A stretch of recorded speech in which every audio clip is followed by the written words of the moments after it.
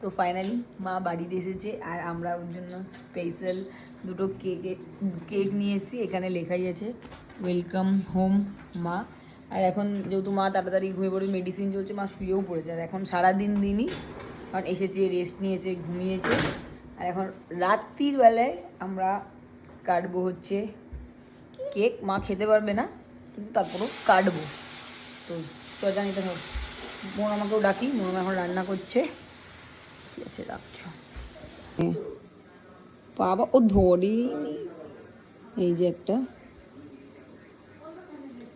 এই যে চলো এখন আমরা যাচ্ছি হচ্ছে ভেতরে। এখানে সবাই রেডি। আসি তাড়াতাড়ি দেখো মা।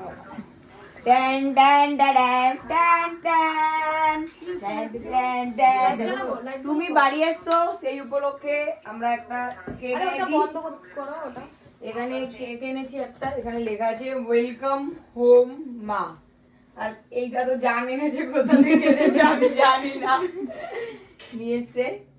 নাও তো এখন এই কেকগুলো তোরা এত ভালোবেসেছিস, তোরা এত ভালোবেসেছিস, এত করে সুস্থ করে দিয়েছিস, আমার তাতে আমার খুশি। আমার আর কিচ্ছু চাই না। আমি ফিরেছি যে তোর বাবাকে, তোদের সবাইকে যে দেখতে পেয়েছি, আমি কেন আসবে না, আমি সবাইকে দেখতে পেয়েছি।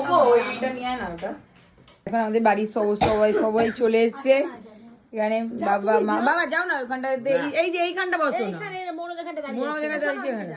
জান এদিকে চলো। আসতে বুড়ি ঘাড়ে পড়ে আস না তুই আবার, তাহলে কেকটা বাতিল হয়ে যাবে পুরো। চাকুটা কই দে, তাই না ধরো জানে কি বলবো না কি, হ্যাপি বার্থডে তো বললাম।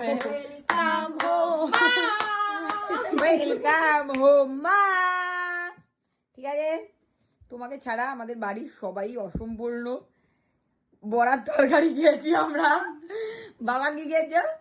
বাবা কি খেয়েছো বলো? মা তুমি কিন্তু খেও না ওই কেকটা, তুমি এটা হালকা করে খাও, ঠিক আছে?